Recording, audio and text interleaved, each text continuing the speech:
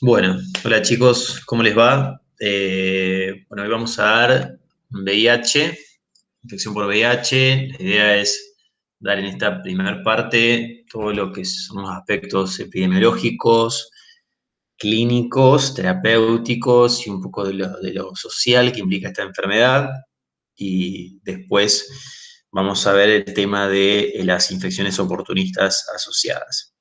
Eh, es un tema que a mí particularmente dentro de lo que es la rama de la infectología me gusta mucho por el enfoque interdisciplinario que obliga a hacer del paciente y bueno, pues son pacientes con los que está bueno trabajar y ver cómo van evolucionando desde que uno tiene el primer contacto y a medida que van pasando los años. Se genera un lindo vínculo en la relación médico-paciente. Así que bueno, vamos a empezar hablando un poco de lo que es el origen de esta enfermedad. Se sabe claramente, ya está establecido que hay una gran homología genómica con el virus de la inmunodeficiencia de los simios, más que nada simios que encontramos en África Central. Eh, Fíjense, por ejemplo, que esperen que cambie el puntero. Fíjense que la cepa 1 del VIH presenta una homología en su genoma del 84% con el virus de la inmunodeficiencia del chimpancé. Y en cuanto a lo que es el subtipo 2 de VIH, que es el que en este momento prevalece en el África, encontramos una homología variable de entre el 82 y el 89% con el genoma del virus de la inmunodeficiencia de los macacos, que es este monito acá, y el Sutimangabi, que es un simio que se usa mucho en investigación. Entonces, ahí como les puse arriba, tenemos en la cabeza la década del 80 cuando pensamos en la historia, en el origen de este virus, pero claramente no fue en la década del 80 y tampoco fue en Los Ángeles, en California, que fue donde se describió el primer brote de infección. Sabemos entonces que el virus se originó en el África Central. Hay algunas teorías que hablan de algunas prácticas como el consumo humano de carne de simio en algunas aldeas de la selva, sobre todo de países como el Congo, por ejemplo, o como lo que es actualmente la República de Zaire. Eh, y por el consumo de carne humana o algunas prácticas zoofílicas, inclusive se sabe que el virus pudo haber hecho ese salto, un virus que inicialmente fue zoonótico y hace ese salto de los simios a los seres humanos. Inclusive esto sí se confirmó, se han encontrado restos de material genómico compatible con VIH en cadáveres de personas que han visitado el África Central a fines de la década del 50, ¿sí? Se encontró en el cadáver de una científica de algún país nórdico, creo que de Suecia, me parece. Se encontraron restos de un genoma compatible, entonces hablamos de que el virus habría llegado silenciosamente a Europa a fines de la década del 50 y a fines de la década de los 60 hace su ingreso en el continente americano. De hecho, también lo que se postula es que uno de los eventos epidemiológicos asociados al comportamiento humano fue más que nada en los puertos, con los marinos que embarcaban o desembarcaban en todo lo que es la costa occidental de África y tenían encuentros sexuales con prostitutas, con trabajadoras sexuales africanas, y de alguna manera ahí se habría originado la primera transmisión sexual. Actualmente vemos que la cepa de VIH tipo 2 es la que predomina en el continente africano y en el resto del mundo hay un amplio predominio del subtipo 1.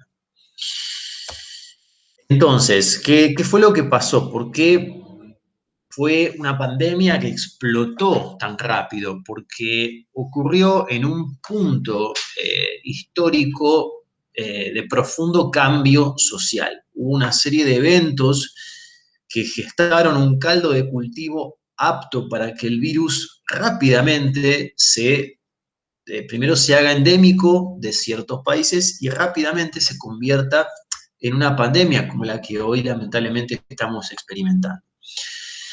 Hay un evento en la década del 60 que marcó profundamente a la sociedad estadounidense, que fue la guerra de Vietnam, ¿sí? Eso de alguna manera generó todo un movimiento ideológico, social, político, que todos sabemos que fue el movimiento hippie, un movimiento que promovía la paz y ciertas conductas liberales. También el evento relacionado con lo que pasó en Stonewall, ¿sí? Un acto de violencia hacia la comunidad LGTB, entonces a partir de ahí empieza un proceso de lucha por los derechos de la comunidad LGTB. Esto estoy hablando de todo lo que es la sociedad estadounidense, que fue donde históricamente pensamos que se originó la pandemia, ¿no?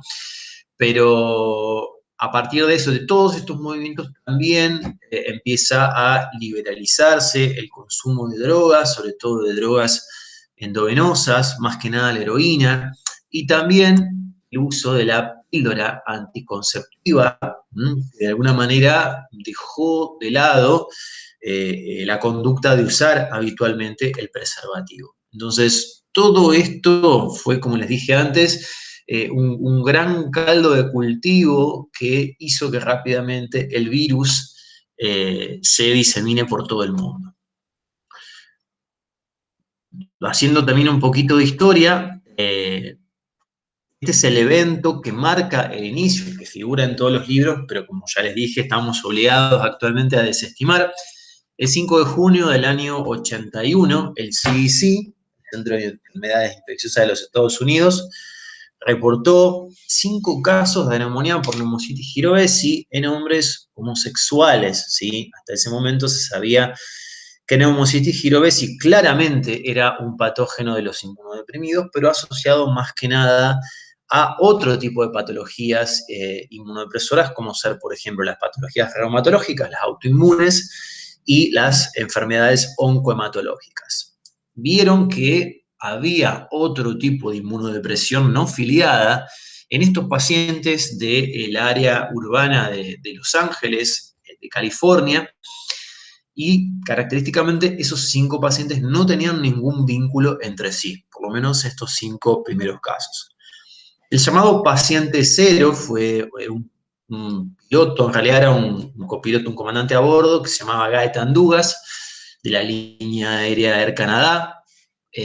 Fue el primer paciente en el que se reportó la neumonía, también después desarrolló un sarcoma de Kaposi, y era un paciente de hábito homosexual que había reportado como antecedente, bueno, obviamente un montón de relaciones sexuales no protegidas en muchos países.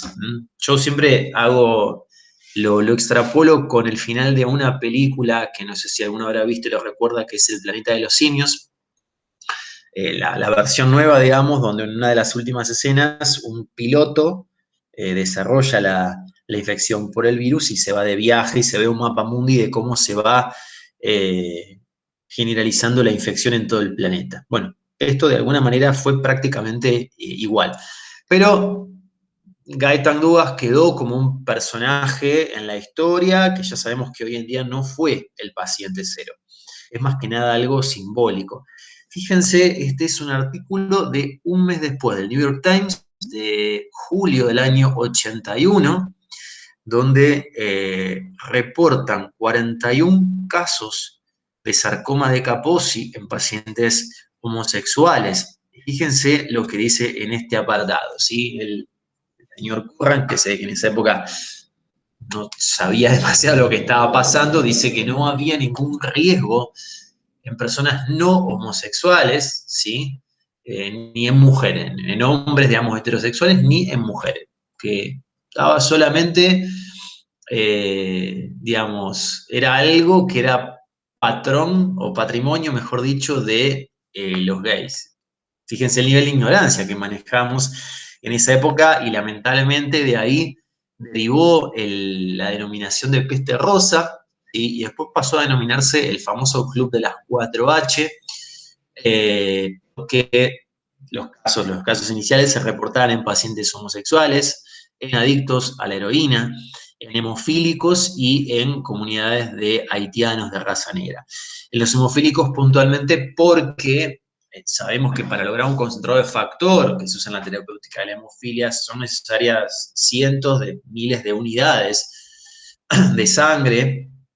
Y obviamente si se contaminaba una sola unidad, en ese entonces no se testeaba periódicamente, se contaminaba todo el concentrado y empezaron a contagiarse los pacientes hemofílicos. De hecho, hay un niño que se contagió también, que fue uno de los primeros fallecidos y que también lamentablemente fue uno de los primeros actos discriminatorios porque al chico lo habían echado de la escuela y los compañeros lo empezaron a discriminar.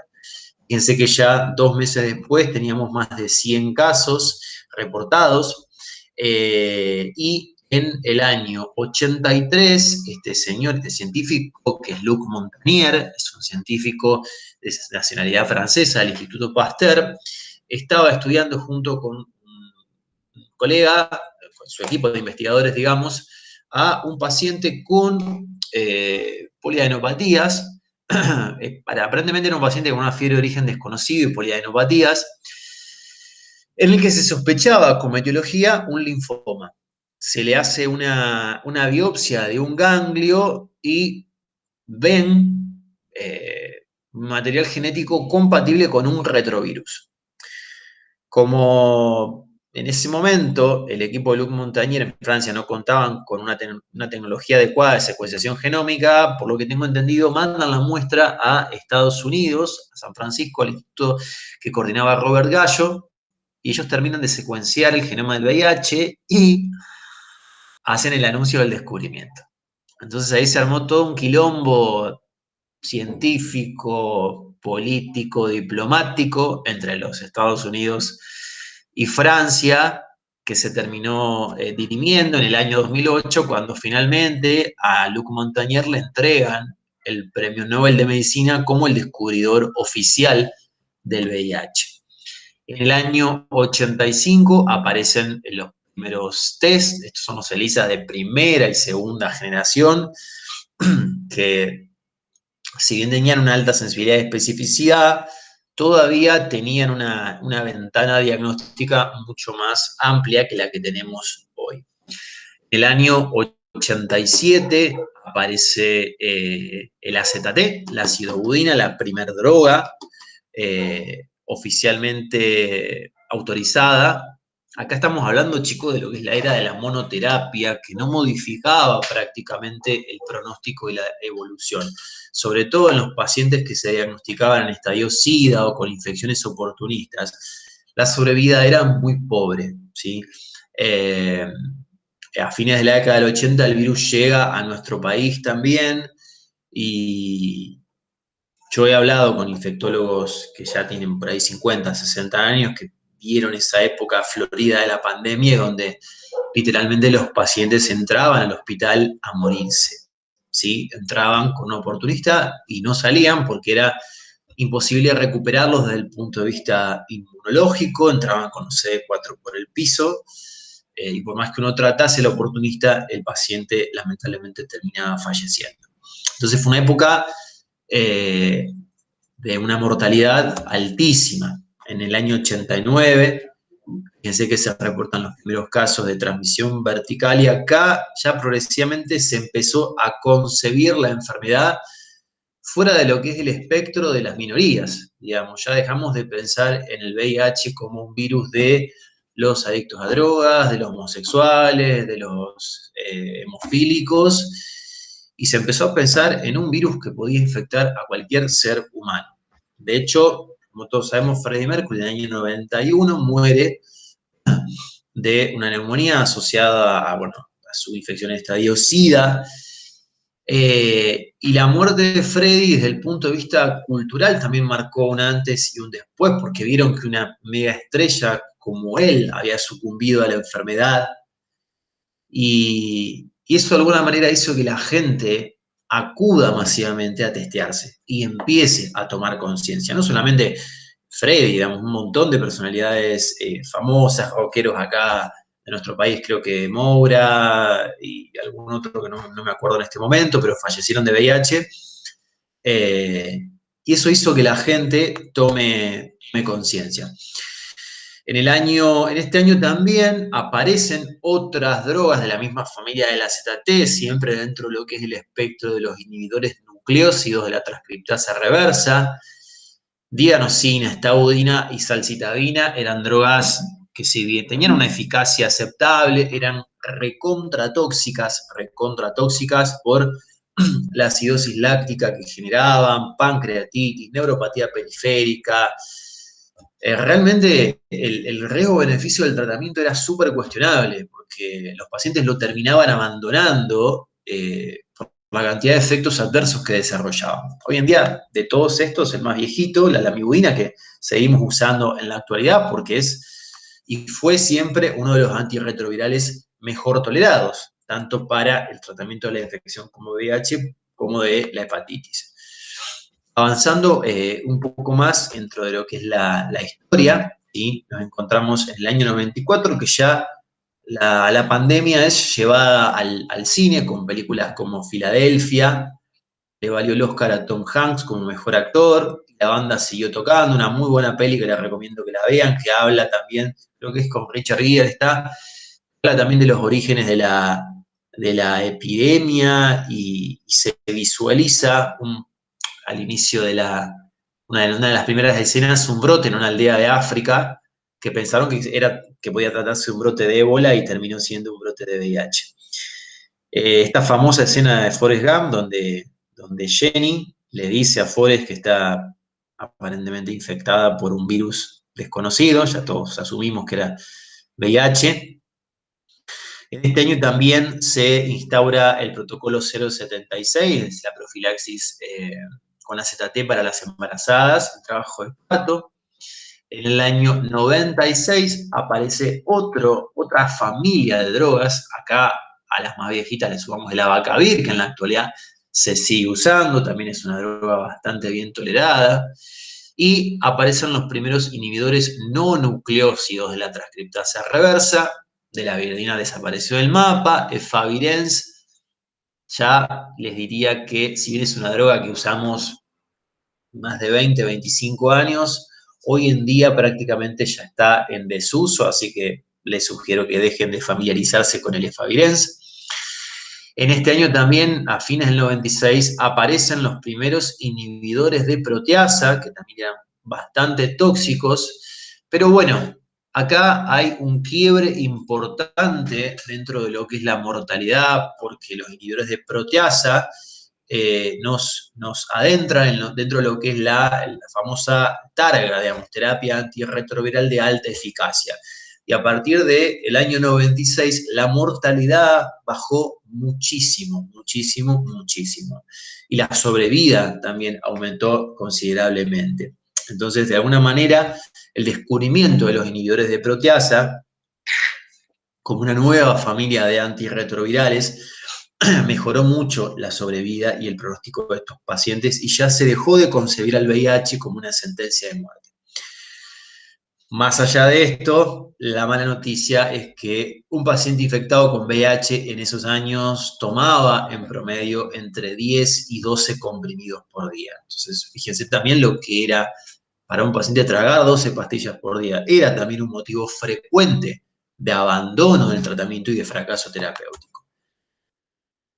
Avanzando un poco más en lo que es esta historia, llegamos hasta el año 2002, donde nos encontramos con la introducción del test rápido. Acá ya empezamos a pensar en las campañas de detección masiva que ayudaron muchísimo, sobre todo al diagnóstico de pacientes asintomáticos.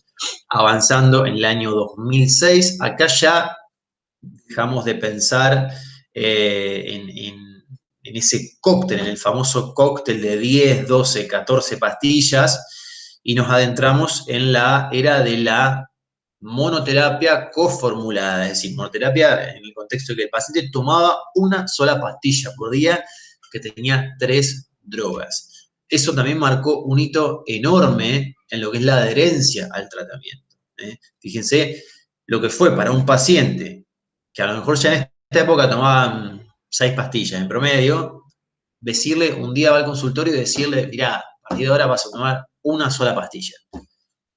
Que es lo mismo que un enalapril que toma un hipertenso, que una metformina que toma un diabético, que una levotiroxina que toma un hipotiroide. Así que bueno, la adherencia mejoró notablemente. En el año 2007, acá también fue un logro importantísimo el descubrimiento y la introducción de los inhibidores de la integrasa, que hoy en día son las drogas que tienen la mayoría de los esquemas. Ya no podemos pensar hoy en día en el tratamiento del VIH sin un inhibidor de integrasa, porque son drogas muy bien toleradas, que se pueden coformular, que tienen mínimos o nulos efectos adversos y, como les dije, con una potencia enorme, que son capaces de bajar la carga viral rapidísimo. En menos de 4 semanas, 6 semanas, como mucho, los pacientes, por más que arranquen de una carga viral muy alta, ya se vuelven indetectables o cercanos a la indetectabilidad. Algo que a lo mejor a un paciente 10 o 15 años antes le podía llegar a tomar 6 meses ponerse indetectable. Entonces el inhibidor de la integrasa hizo esto, hizo posible que el paciente logre la indetectabilidad muy rápido y que por ende se transforme en un paciente que no contagia. En el año 2012 tenemos el caso simbólico de Timothy Brown, el famoso paciente de Berlín. En realidad Timothy Brown es un muchacho que había nacido en Seattle, en Estados Unidos, se fue a estudiar a Berlín, ahí se contagia de VIH en el año 95, si mal no recuerdo, y en el año 2000, bueno, mediados de la década del 2000, desarrolla una leucemia refractaria a quimio, va a tratamiento, a trasplante de médula ósea, y de un pool de 60 donantes se selecciona un paciente que tenía una mutación, una llamada mutación delta 32 en el receptor de CCR5. Sabemos que hoy en día el virus usa 2 correceptores para ingresar al linfocito CD4, el X4 y el CCR5. Entonces, este donante tenía una mutación en ese receptor delta 32 que generaba un cambio conformacional en la estructura molecular del receptor CCR5 y que hacía imposible que el VIH, que era un VIH con trofismo X5, perdón, CCR5 que tenía el paciente, ingrese a las células. Obviamente este paciente tuvo que pasar por todo un proceso de ablación que lo podría haber matado. Desarrolló como complicaciones del trasplante enfermedad de injerto contra huésped, desarrolló una leucoencefalopatía, pero lo que vieron posteriormente era que no había restos del virus, ni en los reservorios, y que también el paciente había negativizado los anticuerpos sin tratamiento. Entonces estamos hablando de un caso excepcional de cura definitiva. Lo que se pensó inicialmente como una cura funcional, es decir, como un paciente que no mostraba rastros de virus sin tratamiento antirretroviral, bueno, se demostró que efectivamente el paciente había erradicado su virus, su VIH del cuerpo. Obviamente, esto es un caso extremo que no puede ser pensado desde el punto de vista de la terapéutica como algo posible. No podemos someter a todos los trasplantes, a todos los pacientes infectados a una ablación, digamos, y posteriormente un trasplante de médula ósea porque los mataría. En el año 2012 se aprueba también la profilaxis preexposición contrubada, que empezaron a usar progresivamente, sobre todo, digamos, donde más se accede hoy en día es países del primer mundo, principalmente en lo que es Norteamérica, Estados Unidos, Canadá, en Europa está muy difundida, en algunos países como Australia también se usa bastante. Pero bueno, acá es algo que todavía no es tan accesible porque el Truvada es una droga extremadamente cara que las obras sociales no cubren. Siguiendo, en el año 2013 empiezan los primeros estudios con biterapia. Acá estamos hablando de que en todas las drogas en todos los tratamientos coformulados, siempre había un mínimo de 3 drogas. Entonces empezaron a ver la posibilidad de mantener la supresión virológica solamente con 2 drogas. De hecho, uno de los estudios impulsores fue un estudio que impulsó Pedro Kahn en nuestro país, que todos sabemos que es un referente de VIH, y a través de la Fundación Huésped, ¿sí? Él empezó a estudiarlo con lopinavir y ritonavir, el famoso Caletra. Pero bueno, después vamos a ver un poquito más de eso. En el año 2014, la Organización Mundial de la Salud, lo que es ONU-SIDA, plantea esta estrategia para el año 2030 que habla del 90%, de la famosa 90-90-90, 90% de pacientes diagnosticados, 90 en tratamiento y 90 indetectables. Esa es la estrategia planteada por ONU-SIDA. En el año 2016, la Organización Mundial de la Salud, ¿sí?, establece oficialmente que los pacientes que mantenían durante un periodo mayor a 6 meses una carga viral indetectable no tenían posibilidad alguna de transmitir la infección. Así sea que tuviesen relaciones sexuales con pareja ocasional o estable, sin preservativo, se demostró, ya más adelante lo vamos a ver, les voy a mostrar el estudio, que eran pacientes que no contagiaban. Entonces eso también cambió de alguna manera la concepción de la infección para los pacientes portadores. Y en el año 2019 tenemos la segunda remisión, el llamado paciente de Londres, un caso muy parecido al de Timothy Brown, pero fíjense, son casos aislados asociados a trasplante de médula ósea en enfermedades oncohematológicas refractarias a la quimioterapia, a los tratamientos convencionales. Sí, luego de 6 años de estudio, vemos que finalmente en el año 2019 en Europa, y creo que la FDA también ya lo aprobó, Aldovato, que es una coformulación en biterapia de solamente 2 drogas, lamivudina, la viejita lamivudina, con un inhibidor de la integrasa, que es el dolutegravir, que es de los más usados en la actualidad. Esto en nuestro país, por lo que tengo entendido, todavía no está disponible. Sí, las drogas por separado, sí, pero el paciente tendría que tomar 2 pastillas. Yo ya lo uso, con algunos pacientes se los ofrezco, les ofrezco tomar 2 pastillas con biterapia y la verdad que andan muy bien. Por ahí con algunas restricciones que no viene al caso mencionar, pero bueno, por ejemplo, no se puede usar con más de 100.000 copias de lo que es carga viral inicialmente, hay que tener una serie de precauciones, pero se puede usar en la mayoría de los pacientes. Nos encontramos entonces en la actualidad con 38 millones de infectados, 75 millones desde el inicio de esta triste pandemia. Lamentablemente, el África subsahariana sigue siendo la zona de mayor endemicidad. Fíjense la cantidad de mujeres, sobre todo mujeres, que es el grupo que más se contagia en esta área del mundo. Y también porque sabemos en estos países subdesarrollados el rol que ocupa la mujer, muy distinto a otros países. Digamos, tenemos, por ejemplo, países como Sudáfrica que tienen una seroprevalencia de VIH del 30%, lo que es altísima. Nuestro país está en una tasa intermedia baja. La mortalidad ha bajado mucho en los últimos años. La primer causa de muerte infecciosa en los pacientes con VIH en la actualidad sigue siendo la tuberculosis.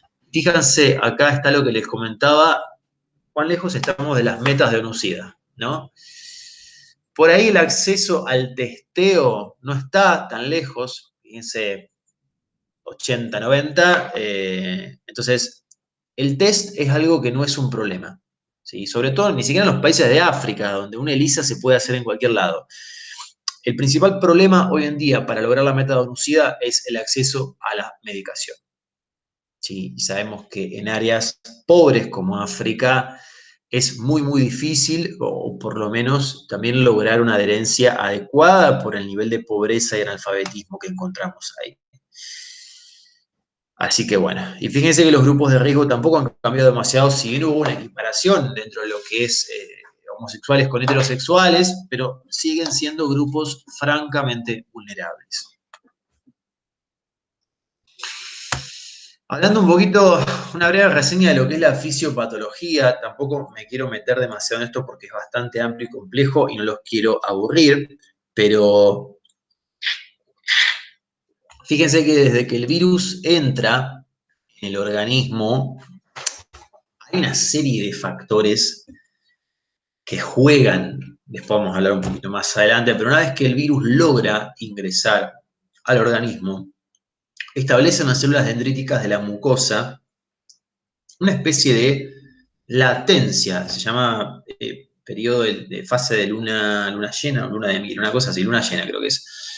Es un cortito periodo de tiempo que puede oscilar entre 48, 72 horas, máximo 96 horas, que es esa, la que llamamos las golden hours, es decir, el tiempo que tenemos para hacer la profilaxis post-exposición.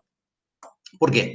Porque todavía el virus no pasó a sangre. Una vez que el virus logra alcanzar el torrente sanguíneo, ¿sí? Digamos, se replica masivamente, tiene una cinética viral replicativa tan agresiva y tan rápida, y es tan rápido, es la condición que tiene el virus para alcanzar los reservorios, ¿sí? Entiéndase por reservorio, el reservorio clásico del VIH es el ganglio linfático, pero sabemos que hay otros reservorios como el sistema nervioso central, que son santuarios inmunológicos donde escapa al sistema inmune o el tejido asociado a mucosas del tracto digestivo. Entonces, una vez que el virus alcanza el reservorio, ya estamos ante la presencia de una enfermedad incurable. ¿Sí? Acá ya no hay profilaxis por exposición que me salve. El paciente está oficialmente contagiado de VIH. Esto es importante muchas veces concebirlo para los accidentes laborales, sexuales, donde uno tiene que instaurar la profilaxis de un modo precoz. Pero también está bueno que lo pensemos desde el punto de vista de lo rápido que se puede tratar a un paciente para minimizar durante la infección aguda el ingreso del VIH a los reservorios. Es decir, que en la fase aguda, mientras menos virus ingrese a los reservorios, mejor le va a ir a ese paciente con su enfermedad el resto de su vida. Ya hoy tenemos que concebirla no como una enfermedad infecciosa, sino también como una enfermedad inflamatoria. ¿Por qué? Porque como les dije, hay una cuestión ligada a lo que es el establecimiento de la infección en el tejido asociado a mucosa linfoide del tracto digestivo. Acá se produce una depleción masiva de linfocitos CD4. De hecho, en la infección aguda, la mayor pérdida de linfocitos CD4 ocurre en el tejido linfoide de esta mucosa. ¿Sí? Entonces, ¿qué pasa? Se produce una inmunodepresión severa y masiva de la mucosa del tracto digestivo. El paciente va a quedar, por más que ande bien, por más que haga tratamiento, va a quedar con una inmunodepresión asociada a la mucosa del tracto digestivo. Entonces, fíjense lo que va a pasar. Al perderse estos linfocitos, de forma crónica van a traslocar del espacio intraluminal al torrente sanguíneo derivados, ¿sí?, de productos bacterianos, lipopolisacáridos, antígenos bacterianos, pero pedacitos de bacterias, no es una bacteriemia verdadera, pero son fragmentos bacterianos que van a ser lo suficientemente inmunogénicos como para generar un estado de inmunoactivación o de microinflamación crónica. O sea, microinflamación que uno ve también en patologías como, por ejemplo, la aterosclerosis, la diabetes. Entonces, por eso también la pensamos como una enfermedad inflamatoria. Y de hecho, si el paciente tiene esas otras enfermedades inflamatorias de base, esto no ayuda. Y de hecho también esto en parte explica por qué muchos pacientes desarrollan, por ejemplo, portadores de VIH desarrollan cáncer, cáncer de pulmón, cáncer de páncreas, cáncer de mama, personas que durante a lo mejor toda su vida no han fumado o no han tenido factores de riesgo, pero bueno, esto también en parte sería una explicación a la fisiopatogenia del proceso de oncogénesis. Lo que les acabo de decir. Condiciona o empeora todas las enfermedades, condiciona la aparición o empeora todas las enfermedades inflamatorias crónicas que el paciente ya previamente tenía. Bien, esta es una equiparación del riesgo de transmisión. Sabemos que la transfusión de sangre prácticamente es improbable, eso se vio mucho en la década del 80 y como les dije, con los hemofílicos. Como les dije, hay un interjuego de factores en una relación sexual que condicionan la posibilidad de transmisión o no. Estamos en presencia de un virus que comparado, por ejemplo, con el de la hepatitis B, tiene una tasa de infectividad muchísimo menor. Es un virus que per se no es demasiado infectivo y necesita de otros factores. Pero el determinante principal entre lo que es paciente infectivo y el paciente que en ese momento es seronegativo, el principal condicionante es la carga viral. ¿Y dónde vemos las cargas virales más altas? En las etapas extremas, en la infección aguda o en la etapa SIDA. Son los pacientes más contagiosos, obviamente. Pero está el interjuego de el tipo de relación sexual, el microtrauma, la presencia de otras enfermedades de transmisión sexual asociadas. Recuerden que en la clase pasada hablamos de ETS y el rol que tienen algunas enfermedades como la sífilis, la coinfección con sífilis, con gono, con herpes, que per se generan una lesión de la mucosa y favorecen la entrada del VIH, es decir, que potencian su infectividad. Esto es lo que pasa en la fase aguda y me parece interesante, una vez que el paciente se infecta, ver que hace un pico de carga viral muy alta en la etapa aguda, que suele durar en promedio unos 6 meses, hasta que alcanza lo que se llama set point viral. Set point es un concepto a lo mejor que uno, digamos, lo asocia más que nada con el tenis. En este caso, estamos frente a lo que es un punto de equilibrio, digamos, ¿entre qué?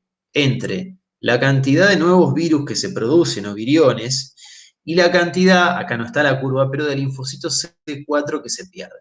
Entonces, esto es un modelo teórico matemático que varía de un paciente a otro. No es que hay un set point determinado, pero de alguna manera predecir el set point me va a definir cuán rápido va a progresar ese paciente a SIDA. Si se va a comportar como un progresor rápido, un progresor normal, un progresor lento o un elite controller. ¿Sí? Estamos hablando de una enfermedad que en promedio para un progresor normal dura entre 8 a 10 años, librada a su evolución natural desde que el paciente se infecta hasta que desarrolla las primeras marcadoras de SIDA, sean infecciosas o sean neoplásicas. Entonces, estos son los dos extremos. El progresor rápido, que en un periodo de, yo diría, 2-3 años, ya desarrolla las manifestaciones de SIDA. Y el elite controller, esa pequeña población mundial menor al 1% que naturalmente controla la infección y mantiene un nivel adecuado de CD4 sin necesidad de tratamiento. Hoy en día está discutido si tratar o no al elite controller. Eso varía, hay opiniones muy encontradas dentro de lo que es la comunidad científica. Y también quería recuperar el concepto que les dije antes.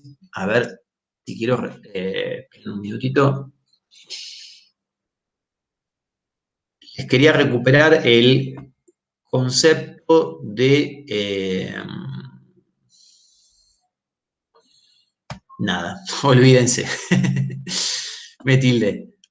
Bueno, eso chicos, más que nada. Entonces, ¿qué pasa? Les pongo un ejemplo. Supongamos que un paciente se infecta y luego de 6 meses de pasada, la infección aguda alcanza un set point viral con 400 CD4 y 50.000 copias, ¿no? Distinto de un paciente que a lo mejor alcanza un set point viral con 150 CD4 y 1.000.000 de copias. U otro que sale en el set point viral con 900 CD4 y 200 copias. Son 3 situaciones muy diferentes desde el punto de vista inmunológico. Obviamente sabemos que el que salió con millones de copias y 150 CD4 le va a ir mal y mucho más rápido. Como les dije, no hay una forma de predecir de qué manera va a responder cada paciente, pero eso es un determinante fundamental para ver cuán rápido va a progresar a SIDA. Lo que pasa en la primoinfección, ¿sí? Lo que es las manifestaciones clínicas, hay un rango variable de entre el 30 al 70% de que sea asintomática. ¿Cómo lo ve uno en la práctica? ¿Sí? Obviamente la gran mayoría pasan desapercibidas, chicos, porque muchas juegan como una gripe banal. Tema que hay que abrir los ojos cuando los síntomas se prolongan, ¿sí? Cuando se comporta como un síndrome mononucleosiforme, ¿sí? Cuando vemos un paciente que debuta con fiebre, cefalea, polianopatías, artromialgias, un exantema que generalmente es a predominio del tronco superior, faringitis que en general no suele tener exudado. Es decir, síntomas de una virosis pedorra, por decirlo de alguna manera, una mononucleosis, puede ser una Epstein-Barr, un citomegalovirus, pero vemos que los síntomas se empiezan a prolongar. 2 semanas, 3 semanas, en algunos pacientes un mes. No le pasa a la mayoría de los pacientes, pero en general, en la práctica, uno que ha tenido una gripe, sabemos que la gripe más que una semana no te tira a la cama, y hay que abrir los ojos cuando los síntomas se prolongan más allá de las 2 o 3 semanas y obligadamente pedir una serología para VIH. Esto en la práctica no pasa. No se sospecha. Toma tu paracetamol, hacer reposo, toma líquido. Nadie lo piensa, chicos. Es una realidad. Inclusive cuando el paciente debuta con diarrea subaguda o crónica, acá estamos hablando de una infección que se empieza a prolongar en el tiempo, una infección aguda, cuando aparecen úlceras orales, genitales, ¿sí? Va a haber una meningitis aséptica, una meningitis a líquido claro, y en última instancia un síndrome febril prolongado, infecciones oportunistas asociadas, una neumonía neumocystis, una diarrea por isospora, una meningitis por criptococo.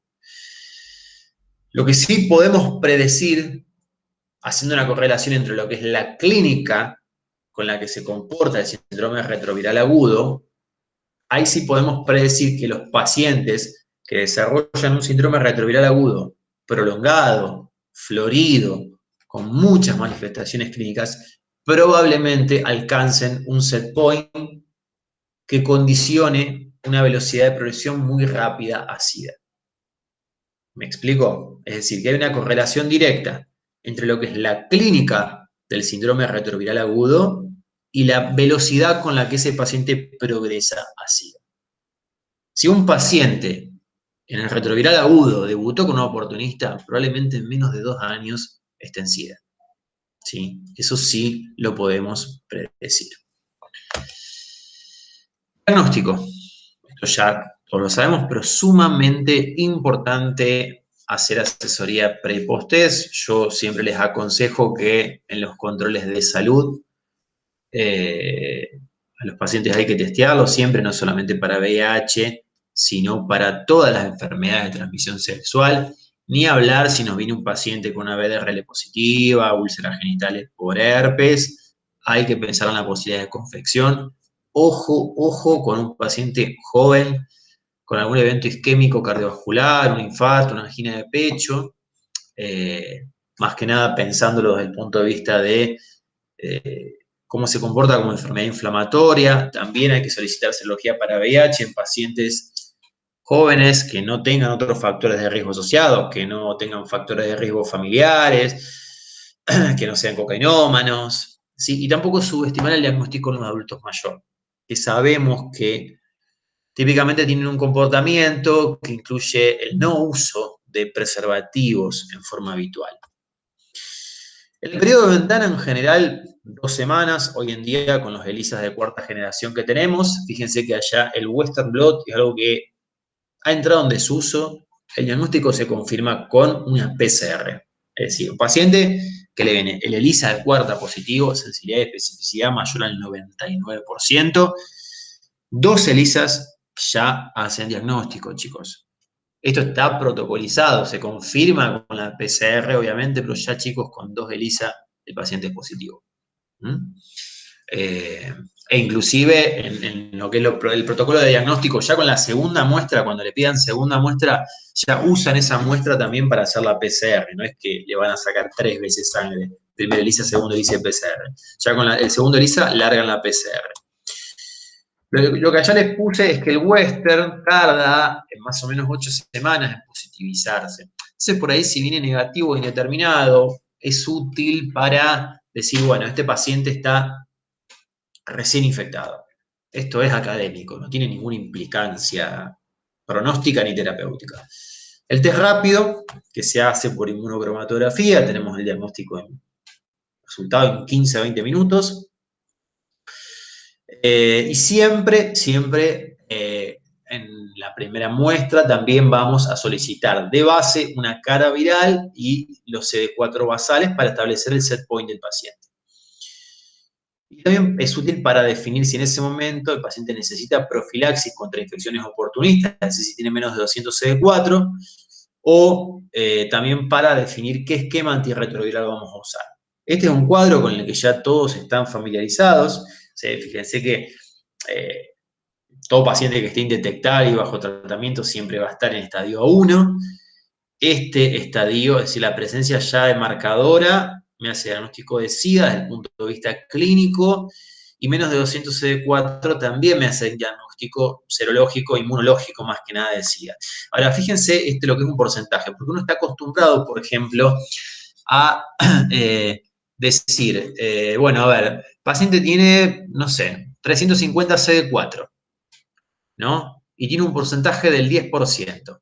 Es decir, que por valor absoluto entraría dentro de lo que es la categoría 2. Pero por valor relativo, por porcentaje, entraría dentro de lo que es la categoría 3. Es decir, ya sería catalogado como paciente SIDA. Denle bola a esto, chicos. ¿Por qué? Porque el porcentaje de los CD4 va a depender del valor de linfocitos totales absolutos. Entonces, si bien el valor absoluto de CD4 es mucho más útil en estos estadios, en el A1, ¿sí? O en el B1, o en el A2, pero ya cuando tenemos un porcentaje muy bajo, usemos esto, más que nada para pensar en la posibilidad de hacer profilaxis. ¿Mm? Bien, ahora me voy a meter un poquito en la parte de lo que es el diagnóstico, ¿sí? ¿Qué pasa cuando nosotros nos sentamos a un paciente a decirle que tiene VIH? ¿Sí? La posibilidad de escenarios con los que nos podemos encontrar es tremendamente amplia. Esto es algo que nadie les va a enseñar, chicos, en la facultad. Acá por ahí hay que apelar a lo que uno trae en la mochila de la vida, a los recursos que tenemos, no tanto como médicos, sino también como seres humanos. Porque nos puede pasar que se nos siente en el consultorio un paciente que viene a hacerse un control de salud. Nos puede pasar otro extremo de que sea alguien internado por una infección oportunista. ¿Sí? Escenarios completamente distintos. Dentro de lo que es lo cultural, lo contextual, lo social, lo religioso, lo sexual, es tan variable, chicos, esto. Y hay que tener todos esos puntos en consideración a la hora de comunicar un diagnóstico y de empezar a establecer una relación médico-paciente con esa persona. Estos son los sentimientos que siempre van a aparecer en menor o mayor grado cuando nosotros comuniquemos un diagnóstico, ¿sí? Temor, tristeza, el paciente va a ir atravesando, yendo y volviendo por estas etapas. Quizás en algunos pacientes más con vergüenza o negación, en otros más con ira, también, digamos, eso es variable si saben quién los infectó, si fue una pareja ocasional, si es la pareja estable. Eh, También sabemos que hay una cuestión de lo que representa el diagnóstico de VIH, que también varía mucho en las minorías. Por ejemplo, sabemos que todo lo que es la comunidad LGTB está muchísimo más familiarizada y educada, por decirlo de alguna manera, con la recepción o la representación de esta enfermedad que lo que son las personas de condición heterosexual. Estos son los principales miedos que van a surgir asociados a estos sentimientos, ¿sí? El miedo a cómo va a impactar el diagnóstico en la vida sexual, el miedo a que alguien indeseado se entere y el miedo a ser discriminado y estigmatizado. Estos son los tres pilares que nosotros vamos a tener que atacar de entrada para que la relación médico-paciente funcione y para que esa persona internalice lo más rápido posible haciendo el proceso de duelo, porque esto es un duelo de lo que es este diagnóstico. Preguntas típicas que surgen a la consulta que se me han ido ocurriendo en base a lo que es mi experiencia personal. Pareja estable, digamos, pareja ocasional. ¿Le cuento o no lo cuento? ¿Cuándo? ¿Le cuento a mi novio, a mi novia, a mi mujer, a mi marido? ¿Qué riesgo tengo de haberlo contagiado? ¿Sí? Hay personas que van a venir solas y hay personas que van a venir acompañadas. ¿Sí? ¿Cómo va a cambiar mi vida sexual si voy a seguir disfrutando? Eh, si voy a poder seguir teniendo un orgasmo. Son preguntas, chicos, que van a surgir siempre en la práctica. Esto también, ¿sí? Si voy a poder formar una familia y tener hijos año 2020, es algo que sigue surgiendo en las consultas. Lo que es el impacto laboral, esto es algo también que les sugiero que, porque retomo el concepto de la clase pasada de ETS, donde muchas empresas de modo ilegal e irresponsable piden testeo de ETS sin consentimiento informado de los pacientes. Eso se lo tienen que decir. Nadie te puede pedir una serología sin consentimiento informado. Esto es algo que es totalmente privado y confidencial. ¿Cómo va a impactar la medicación? Porque quizás son personas que tienen esa representación del paciente de los 80 y los 90, demasiado, con la lipodistrofia, que claramente impresionan enfermos. Si voy a poder seguir viajando, personas a las que les encanta viajar. Entonces, es muy distinto. Fíjense todo lo que genera. Es muy distinto a un diagnóstico de una diabetes, de una hipertensión. El cáncer es un tema aparte, ¿no? Pero muy distinto a lo que son otras enfermedades crónicas por toda la carga social que genera. Esto me gustaría que se lo graben. Fíjense, el momento de la vida en que la persona recibe el diagnóstico va a depender de cómo se lo digamos, ¿sí? De la información que previamente ese paciente traiga de su vida, de su educación, de sus creencias religiosas, de la percepción que tenga socialmente de la enfermedad. Como les dije, no es la misma la percepción, a lo mejor tengo dos estereotipos en la cabeza, no sé, un pibe gay de 30 años o un travesti trans que una mujer de 60 años que va a la iglesia todos los domingos y que la contagió el marido. Son dos cosas totalmente distintas, ¿sí? La etapa, es decir, eso también es importante, que el paciente se autoperciba como sano o como enfermo en ese momento. Por suerte la mayoría son asintomáticos. Y el contexto social y familiar. Inicialmente no nos tenemos que poner en jueces, chicos, ponernos del lado del paciente, ¿sí? No seamos hipócritas, no seamos cínicos. Todos hemos tenido algún desliz o algún acto de irresponsabilidad a lo largo de nuestra vida, de pareja, nuestra vida sexual. Así que no emitamos juicios de valor y no acusemos con el dedo porque eso es lo peor que podemos hacer. Prioridades, ¿sí? Yo acá les marqué las que a mi criterio,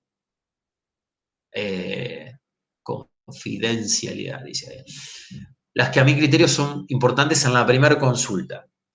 Probablemente muchos pacientes se largan a llorar y muchas veces el llanto genera incomodidad en nosotros y genera la necesidad de hablar. Chicos, a veces lo mejor que podemos hacer es quedarnos callados acompañando. Y no tengamos miedo al contacto físico, no tengamos miedo a tocar a ese paciente, a abrazar a ese paciente si lo necesita. Tenemos que olvidarnos por un momento de que somos médicos y ser lo más empático posibles. Otro error que yo veo que se comete mucho es hablar con mucho tecnicismo, hablar de entrada de carga viral, de linfocitos CD4, de inmunosupresión, de...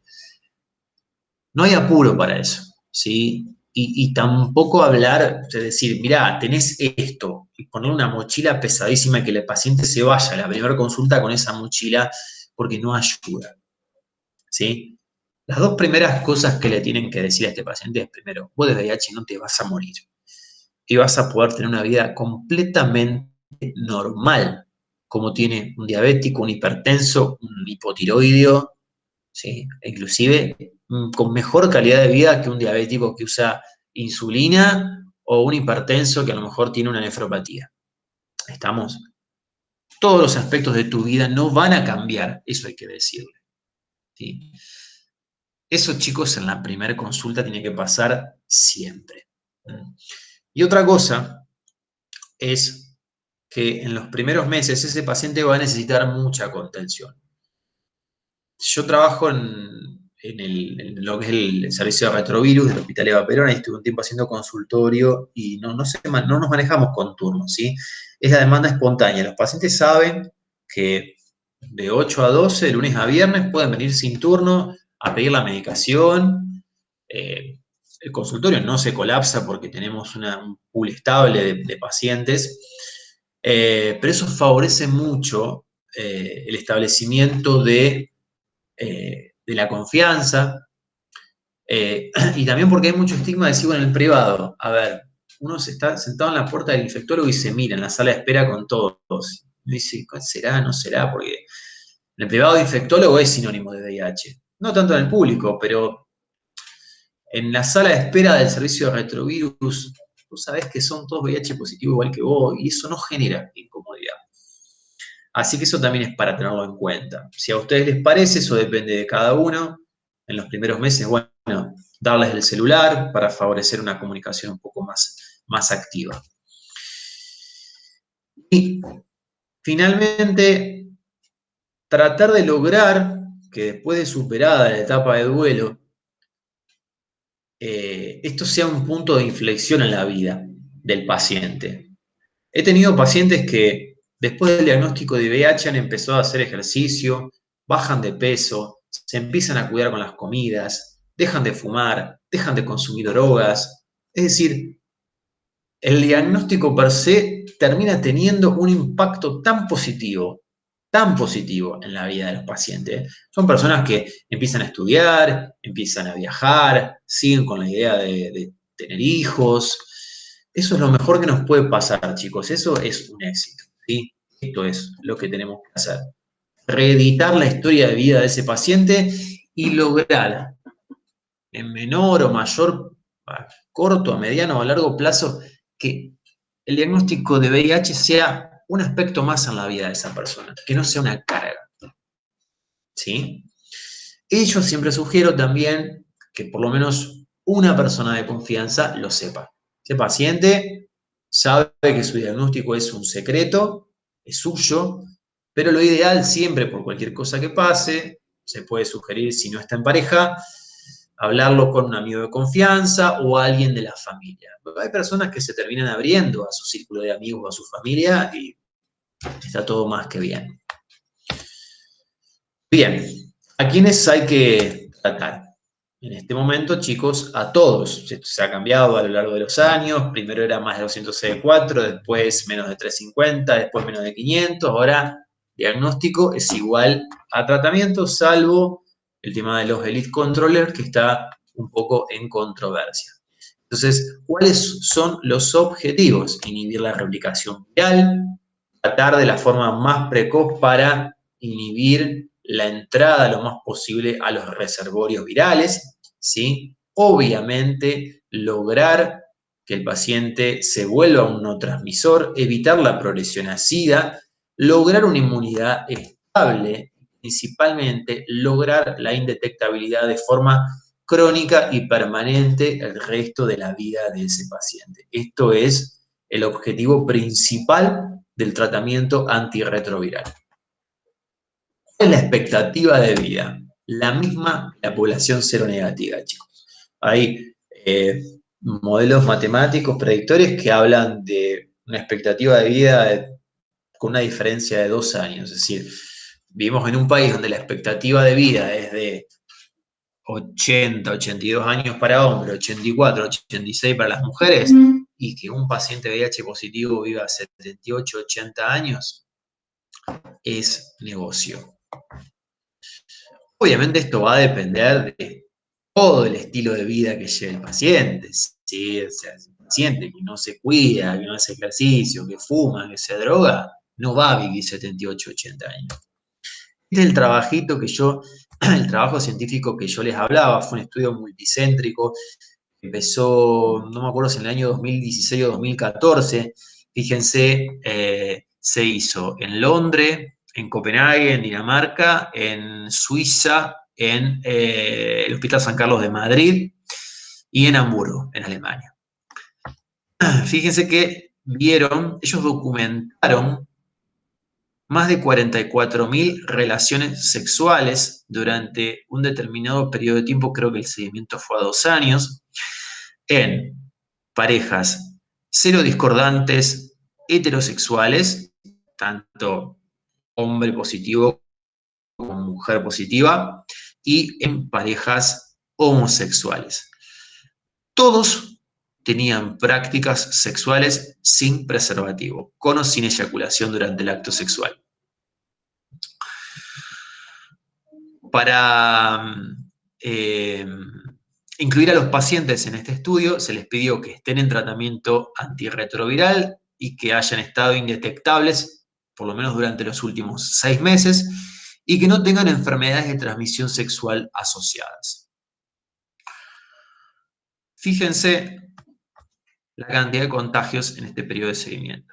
Ningún paciente se contagió. Entonces, a partir de este estudio se marcó un antes y un después, y ya se habla de que indetectable es igual a intransmisible. Paciente con carga negativa no contagia la enfermedad por más que no se use preservativo en una relación sexual. Esto es algo que ya hay que transmitirlo a la sociedad. Nosotros tenemos esa responsabilidad.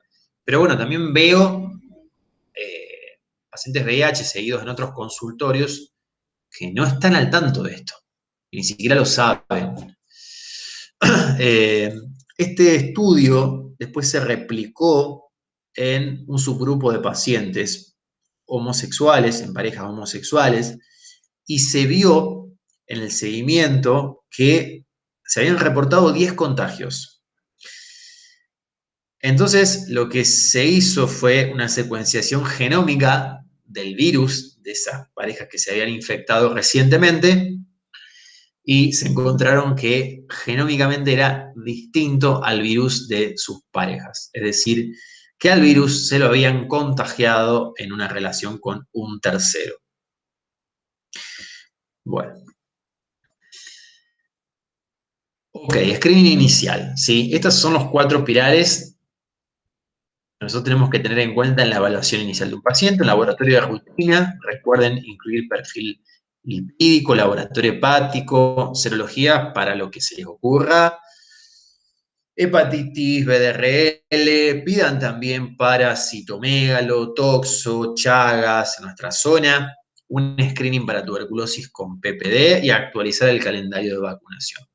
No hace falta que el paciente se vaya a la primera consulta con todo esto, pero por lo menos la primera consulta y un laboratorio con serologías y decirle para la próxima consulta tráeme el carnecito de vacunación o fíjate qué vacunas te faltan, así lo actualizamos, está bueno. De todas maneras, recuerden que la inmunogenicidad de las vacunas siempre va a depender del estado de inmunosupresión. A veces es preferible, si están muy inmunodeprimidos, recuperarlos inmunológicamente y después vacunarlos, ¿sí? Y recuerden que siempre hay, entre lo que es la determinación de carga viral y la colocación de una vacuna, tiene que haber un periodo mínimo de 1 mes, porque hay algunas vacunas que pueden generar un pequeño rebrote transitorio de carga viral que no tiene ninguna implicancia desde el punto de vista terapéutico. Esto no lo autorizan todas las obras sociales, algunas y otras no, pero es recomendación nivel de evidencia A1, en la medida de lo posible, hacer un test de resistencia antes de empezar el tratamiento. Y si les autorizan un test de resistencia a integrasa, también mejor. En nuestro país, algunas obras sociales se agarran con que la tasa de resistencia comunitaria de VIH no es muy alta, no es África, por ejemplo, así que por eso dicen que no es necesario. Pero muchos la cubren. Bien. Estas son las 4 grandes familias de drogas con las que contamos hoy en la actualidad, ¿sí? No, ni siquiera se usan, o sea, no todas se usan, algunas ya se están discontinuando, pero fíjense, tenemos inhibidores nucleócidos de la transcriptasa reversa, los no nucleócidos, los inhibidores de proteasa, estas son las 3 más viejitas, y la más nueva que son los inhibidores de la integrasa. La amibudina, tenofovir, ya siendo reemplazado progresivamente por tenofovir alafenamida, que es una molécula similar. El abacavir, droga viejita también, y la entricitabina, con actividad también para virus de la hepatitis. El efavirenz, como les dije, que ya está entrando en desuso, y de las más nuevas, rilpivirina, etravirina y doravirina. Atazana, daruna, lopi, potenciados o no busteados, es decir, con ritonavir. Recuerden que el ritonavir per se no es un antirretroviral, es un potenciador o booster de estas otras 3 moléculas. Y los inhibidores de la integrasa, que me encantan. Ralte por ahí ya se está usando cada vez menos, pero bueno, son buenísimas, chicos. La barrera genética. Es importante saberlo esto también. La barrera genética, cuando uno piensa en una droga antirretroviral, es, por decirlo de alguna forma sencilla, la cantidad de mutaciones que necesita acumular esa cepa de VIH para generar resistencia a una determinada droga. Entonces, una droga con baja barrera genética, cuando se enfrente al virus, el virus a lo mejor, desarrollando 1 o 2 mutaciones, ya se hace resistente a esa droga. Inclusive existe la posibilidad de mutaciones cruzadas. ¿A qué me refiero? Por ejemplo, una de las mutaciones más famosas es la M184B para la amibudina, ¿no? Esa mutación, si coexiste con otras mutaciones, puede generar de forma cruzada resistencia a toda la familia de inhibidores nucleócidos de la transcriptasa reversa. Si nos pasa eso es un desastre, chicos, porque los inhibidores nucleócidos son el pilar básico del tratamiento antirretroviral, y lo han sido y lo seguirán siendo por mucho tiempo. Que nos aparezca resistencia a los no nucleócidos no me preocupa, ¿sí? Y estas drogas son mucho más potentes, ¿sí? Los inhibidores de proteasa, a los que durante muchos años se los llamó drogas de reserva o rescate, siempre se probaba primero con estas 2 familias y después, si había resistencia en estas, pasábamos a los inhibidores de proteasa. Esta familia particularmente ya está entrando en desuso, si bien algunos laboratorios insisten con coformulaciones con inhibidores no nucleócidos, a mí mucho no me gustan particularmente, y los inhibidores de proteasa también yo ya trato de evitarlos. Algún que otro paciente todavía tengo. Siempre lo ideal es, ahora vamos a ver, coformular 2 inhibidores nucleócidos de transcriptasa con un inhibidor de la integrasa. Son la mayoría de las coformulaciones que encontramos hoy en día en el mercado. Pero en este caso, en estas 2 familias de drogas, el virus necesita acumular muchas mutaciones a lo largo de los años para generar resistencia. O sea, son drogas potentes, muy potentes. Los esquemas habituales, como les acabo de decir, las familias que les mencioné, el pilar básico, 2 inhibidores combinados de estas formas. Estas son las marcas comerciales. El Truvada, que es muy famoso, el Kivexa también es bastante viejito ya. El Mibuten, que creo que lo producen acá en Argentina, me parece. Combinados con, como les dije, Favirenz, que ya se usa más, o con de los inhibidores de proteasa, los que más usamos hoy en día, atazanavir o darunavir. El atazanavir también ya se está dejando de lado. De hecho, les digo que en la práctica diaria el inhibidor de proteasa que más se usa suele ser el darunavir.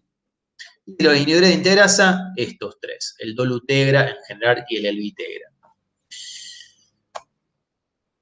Estos son los nombres comerciales: Triumet, Gemboya, Stribil, Destrigo, son los que más se usan. El ODF6 y el Simfi no tanto en nuestro país, pero las tres primeras se usan bastante. No hace falta que se lo metan en la cabeza, pero es como para que tengan un pantallazo de que ya no tenemos una lista eterna de antirretrovirales. Es muy poco lo que manejamos tanto en el público como en el privado. Y la mayoría de las obras sociales las suelen autorizar.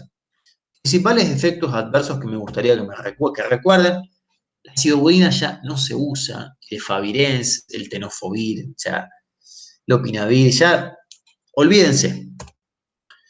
El tenofovir, que también se usa cada vez menos, se reemplazó por tenofovir a la fenamida justamente porque a largo plazo producía nefrotoxicidad, podía producir en algunos pacientes un síndrome símil Fanconi y osteopenia, también sobre todo si el paciente ya venía con una osteopenia de base. Antes de usar abacavir, siempre hay que pedir esto, el dosaje del antígeno HLA-B5701. Si el paciente es positivo, que es menos del 5% de la población, me contraindica el uso de abacavir, porque si lo doy, el paciente se puede morir. Una especie de reacción anafiláctica. Mucho cuidado con usar abacavir en pacientes que han tenido infartos, cardiopatía isquémica, que tienen a lo mejor varios stent puestos, secuelas de ACV. Se demostró que hay una asociación también en elevar el riesgo cardiovascular. Pero les digo, ya en pacientes que tienen una enfermedad cardiovascular grave, severa, preestablecida. ¿No? En un paciente sano lo pueden usar tranquilamente. Y se vio que inicialmente en pacientes que tienen más de 100.000 copias, lo ideal es no usarlo como primera línea. Después se puede rotar. El Favirenz ya también está en desuso, no en etilistas, no en adictos, no en pacientes con trastornos psiquiátricos, porque en los primeros meses produce pesadillas, insomnio y en un pequeño porcentaje puede inducir ideación suicida. El atazanavir, que también ya se está dejando de usar, generaba una ictericia sin gran compromiso de las enzimas hepáticas, era lo que se llamaba ictericia más que nada cosmética. Yo hace un tiempo recibí una paciente que estuvo tratada con atazanavir 10 años y tenía una ictericia en escleras, y siempre todo el mundo le preguntaba qué le pasaba, si tenía problemas de hígado. Hasta que le saqué la atazanavir y se despintó literalmente y andaba chocha, sin tener que dar explicaciones de por qué tenía las escleras amarillas. Los inhibidores de proteasa, principales efectos adversos: no usarlos en pacientes con síndrome metabólico, con diabetes, con intolerancia a la glucosa y también con riesgo cardiovascular. Les repito, de los inhibidores de proteasa el que más se usa en la actualidad es el darunavir. Sé que es densa esta parte, chicos, pero es necesaria. Interacciones. En general la mayoría son inductores enzimáticos, la rifampicina, los anticonvulsivantes, sabemos que son inductores enzimáticos clásicos del citocromo P450. Más que nada, las principales interacciones las vemos con los inhibidores de proteasa. Nunca, chicos, por favor, en alguien que esté tomando darunavir, sacarle el migral. ¿Sí? El migral es un ergotamínico que puede producir, esto es un ergotismo agudo, que es una necrosis de los 10 dedos de las manos y los pies. Yo vi 2 ergotismos agudos, desastre, pacientes jóvenes que terminaron amputados, que venían tomando, lo vi hace unos años, pero venían tomando Caletra, lopinavir, ritonavir. Una era una chica migrañosa que se clavó un migral e hizo esto, contraindicado. Y por ahí cuidadito con los antiácidos y los multivitamínicos en los que están tomando inhibidores de la integrasa. Por ahí puede bajar un poquito la concentración del antirretroviral. Entonces, si toma el antiácido, decirle que lo tome separado por lo menos 4 o 6 horas. Lo mismo con los multivitamínicos. Si toma el antirretro a la noche, que tome la vitamina a la mañana. Bien, entonces, sabemos que hoy en día, con una adherencia superior al 90%, logramos que ese paciente quede indetectable de por vida. Hoy en día, con los tratamientos tan potentes que tenemos, sobre todo los esquemas que tienen inhibidores de la integrasa, ya con una adherencia del 70% ya logramos la supresión virológica. Entonces, eso ténganlo en cuenta. Estamos hablando de 70% a 30 tomas mensuales, estamos hablando que el paciente toma 21 o 22 pastillas, ya logra estar suprimido virológicamente si está tomando un inhibidor de integrasa. Pero bueno, no está bueno decirle al paciente, no importa si te olvidas de 9 pastillas. Lo ideal es que la adherencia sea del 100%. Bien, el primer control después que empezamos con el tratamiento antirretroviral se hace a las 6 semanas. Y después, si el paciente logra la indetectabilidad, 2 veces al año. Lo vamos a ver, obviamente, para hacer la receta de los antirretrovirales. Yo a veces se las hago cada 2 o 3 meses. Y los controles serológicos cada 6 meses.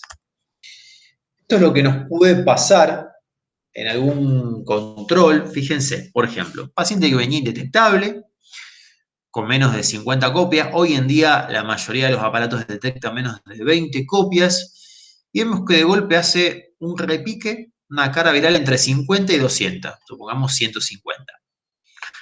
Lo que vamos a hacer es al mes repetir esa carga viral y si vemos que bajó hasta el rango de la indetectabilidad, estamos en presencia de un blip. Una oscilación transitoria de la carga viral que no tiene ningún tipo de significancia clínica. Nada, nada más. Pero, ¿qué nos pasa? Si en un control vemos que el paciente tiene 250, 300, 500 copias y al mes volvemos a controlar y vemos que esa carga viral sigue subiendo o no bajó, estamos frente a la posibilidad de un fallo virológico. Estamos frente a la posibilidad de que el virus esté generando resistencia a alguna de las drogas que el paciente está recibiendo. Esta es la gran diferencia entre blip y fallo virológico. La cantidad de copias y que uno negativiza y el otro sigue ascendiendo o se mantiene estable. Esto muchas veces genera miedo e incertidumbre porque eran pacientes que a lo mejor durante muchos años estuvieron indetectables y de golpe ven que la carga viral se les positiviza y se vuelven paranoicos. De todas maneras, chicos, explíquenle que teniendo una carga viral de blip de 50, 150 copias, tampoco van a contagiar a nadie. ¿Sí? Por eso les genera paranoia, sobre todo en pacientes que a lo mejor están en pareja estable y tienen relaciones sexuales sin preservativo. Estos son los dos escenarios que se nos pueden presentar en un control. Entonces, ¿cómo actuamos si estamos frente a un fallo virológico? ¿Sí? Acá necesitamos que el paciente se aproxime a las 1000 copias para pedir un test de resistencia, ¿sí? Antirretrovirales. Siempre vamos a pedir genotípico y fenotípico. El genotípico me va a decir, bueno, este virus tiene esta o estas mutaciones. Me va a decir, son teóricas, ya figuran en una... Pero bueno, ya sabiendo eso, tenemos la posibilidad de predecir el desarrollo de una resistencia. Entonces, en la parte genotípica me van a dar la lista de las mutaciones que ese virus tiene en sus genes. Y en el fenotípico, que es muy parecido a lo que se hace con un antibiograma, con una bacteria se enfrenta a esa cepa a diversas concentraciones de antirretrovirales y miden a cuál es resistente o no. ¿Por qué es importante pedir los dos? Porque a lo mejor hay una mutación genotípica que puede no estar expresada. ¿Se entiende? Entonces, una cosa es que la M184 figure, a lo mejor tiene varias, y cuando le hago el fenotípico para la mibudina me figura como sensible. Eso quiere decir que la mutación está, pero no se expresó en el fenotipo. No sé si me explico, ¿sí? Lo mismo que a lo mejor una bacteria que en su genoma tiene una resistencia o una potencial resistencia a penicilina. Y le hago un antibiograma y la penicilina me sigue dando sensible. Se puede usar tranquilamente mientras la mutación no esté expresada. Ahora, ¿por qué también es importante mantener al paciente con tratamiento antirretroviral? ¿Sí? Nunca se le suspende el tratamiento antirretroviral. Cuando un paciente se infecta con lo que llamamos cepa salvaje, una cepa que se contagia de otra persona. Y cuando yo expongo a ese virus, a esa cepa salvaje, al tratamiento antirretroviral, con el transcurso de los años se pueden desarrollar mutaciones. Entonces va a llegar un momento en el que el paciente vamos a tener algunas subpoblaciones de la cepa salvaje y algunas subpoblaciones de la cepa mutante. En algún punto, sobre todo cuando detectamos el fallo virológico al principio, cuando el paciente tiene 1000, 2000, 5000 copias, una carga viral relativamente bajita, es decir, que esa resistencia recién está empezando a manifestarse, vamos a encontrar una coexistencia de las dos cepas. La cepa salvaje, que es con la que el paciente se infectó, y la cepa mutante, que es la que expresó la resistencia cuando se, digamos, se expuso al antirretroviral. ¿Qué pasa? Si yo a ese paciente le digo, suspende el tratamiento antirretroviral, esa cepa mutante va a desaparecer. Y va a ser reemplazada rápidamente por la cepa salvaje. No voy a detectar las mutaciones. ¿Por qué pasa esto? ¿Sí? Hay una gran diferencia entre lo que es la velocidad de replicación de la cepa salvaje con la cepa mutante. Y esto es un concepto que lo podemos aplicar tanto a virus o bacterias o parásitos o a cualquier microorganismo. Se dice que cuando un microorganismo gana una cualidad, es a expensas de perder otra. ¿A qué me refiero? Si ese virus del VIH gana resistencia a un determinado antirretroviral, pierde la capacidad de replicarse rápido o a la misma velocidad que la cepa salvaje. Entonces, en un ecosistema siempre va a prevalecer la cepa que se replique más rápido. ¿Me explico? Si yo le saco el antirretroviral, esa cepa mutante es barrida y es reemplazada enseguida por la cepa salvaje que tiene la cinética replicativa más rápida. Por eso, insisto, siempre dejar al paciente con tratamiento antirretroviral a pesar de que esté en fallo virológico. Bien. Entonces, esto es profilaxis preexposición controlada, sabemos, lo aplicamos para pacientes a lo mejor, como les dije, esto no se usa tanto en nuestro país, se usa mucho en los países de primer mundo. Si es pareja serodiscordante estable y el seropositivo está indetectable y con buena adherencia, yo no lo sugiero, chicos. Esto por ahí es algo que se usa mucho en personas que tienen parejas ocasionales, que no les gusta usar el preservativo o que tienen ciertas prácticas, por ejemplo, hay países como Francia, España, Reino Unido, donde hay prácticas como por ejemplo lo que se llama chemsex, que son fiestas sexuales con drogas, que es tipo, digamos, ruleta rusa. Vos no estás obligado a desvelar tu cero positividad o cero negatividad. Entonces, es un todo contra todo y si te toca, te toca. Entonces, muchas personas, a modo de protección, a sabiendas de que uno de los, digamos, de los requisitos es no usar preservativo, es todo a pelo, chicos, bueno, recurren a la profilaxis preexposición contrugada. Eso se puede hacer en forma diaria, si los encuentros sexuales son frecuentes, o en general se puede hacer 24 horas y 48 horas posteriores a las prácticas sexuales. La tasa de prevención es altísima en los que la toman diario y con este esquema abreviado baja a un 97-98%, pero sigue siendo alta. Como les digo, es una droga cara. De hecho, yo una vez en uno de mis viajes me puse a charlar con una chica que me contaba, una española, que bueno, que a ella no le gusta usar preservativo y como el Truvada era muy caro, una amiga que viajó a la India le trajo un Truvada de segunda marca, eh, una caja así que era muchísimo más barata, abismalmente más barata, y ella viajaba, era una viajera del mundo que iba de hostel en hostel, y si le pintaba tener un encuentro sexual sin preservativo con algún extranjero, lo hacía. Las otras ETS, bien, gracias, pero bueno, son elecciones, chicos. Así que bueno, esta es la recomendación. Futuro, ¿sí? ¿Qué nos depara esta enfermedad? Perdón si hizo medio largo. Ya entramos en la era de la biterapia, si ya tenemos drogas como el Dovato, ya nos estamos olvidando de la terapia triple. Ya hay trabajos experimentales con lo que es administración una vez por mes o cada 2 meses de una droga de depósito intramuscular de lenta liberación, así como un anticonceptivo, por ejemplo.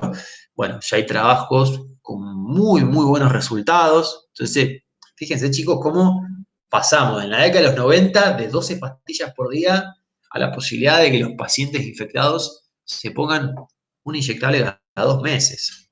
Genial. Una familia de drogas nuevas que se está desarrollando, que son los inhibidores de la translocación, el islatravir, que también se podrían aplicar en dispositivos subcutáneos, como si fuese una bomba de insulina, o también un parche anticonceptivo, que irían liberando lentamente. Eso se podría hacer hasta cada 6 meses, el cambio de parche. Lo que es lo orientado a la cura, es decir, a la cura funcional o a la cura definitiva. Cuando pensamos en la cura funcional no hablamos de la erradicación del virus, sino en la posibilidad de mantener una carga viral indetectable y niveles adecuados de CD4 sin necesidad de tratamiento. Es decir, de que el paciente con su inmunidad natural controle la infección. La cura definitiva es la que obviamente está orientada a la erradicación por completo del virus del organismo, que es lo que le pasó a Timothy Brown, al paciente de Berlín y al paciente de Londres. Todas son las líneas de investigación que hay, ¿sí? Las de este lado, por ahí son las menos atractivas. Estas son las que uno ve en la mayoría de los trabajos de investigación, es decir, la activación de reservorios, dar alguna droga inmunomoduladora que estimule a ese virus integrado al genoma de los linfocitos CD4 de los ganglios linfáticos. Nosotros sabemos que los retrovirus tienen la capacidad de integrarse al ADN de los linfocitos y permanecer latente como ADN proviral. Lo que haría la droga inmunomoduladora es activar ese ADN proviral, que se genere la molécula de retrovirus, el virión, salga afuera del reservorio y obviamente las drogas antirretrovirales y nuestros cuatro circulantes los aniquilen. Y otra línea de investigación muy buena que se está usando, que se está investigando, es la terapia génica, no solamente para VIH, sino también todo lo que es terapia oncológica, lo que se llaman tijeras moleculares. Esto surgió con un trabajo de un muchacho que estaba haciendo su tesis de biotecnología. Fue a un lago cerca de Alicante, en España, a estudiar la vida de algas unicelulares que se llaman arqueas. Cuando vio en el citoplasma que en el citoplasma de las arqueas había fragmentos de ADN del alga y vio que esos fragmentos de ADN estaban infectados con virus. Nada. Entonces vieron que las arqueas, estas algas, tienen enzimas que actúan como endonucleasas y cuando un microorganismo, un virus en este caso, intenta integrarse al genoma, al ADN, la nucleasa va y lo corta automáticamente con una precisión obviamente increíble, pero son enzimas naturales que nuestro cuerpo no tiene y que habría que desarrollarlas de modo sintético y que sean 100% precisas para cortar, para que no corten de más, porque si no existiría la posibilidad de desarrollar un montón de otras enfermedades derivadas de perder un gen, un aminoácido. Así que bueno, esto es lo prometedor. Obviamente hay que meterle plata, hay que meterle guita a todo esto. Hay, digamos, gobiernos como bueno, el gobierno de los Estados Unidos, el gobierno de algunos países nórdicos, Francia, que financian bastante la investigación en VIH, pero venimos atrás. Hemos progresado, pero todavía falta bastante. Así que, bueno, chicos, nada más, espero que les haya gustado, espero no haberlos aburrido y después nos vemos con la de infecciones oportunistas.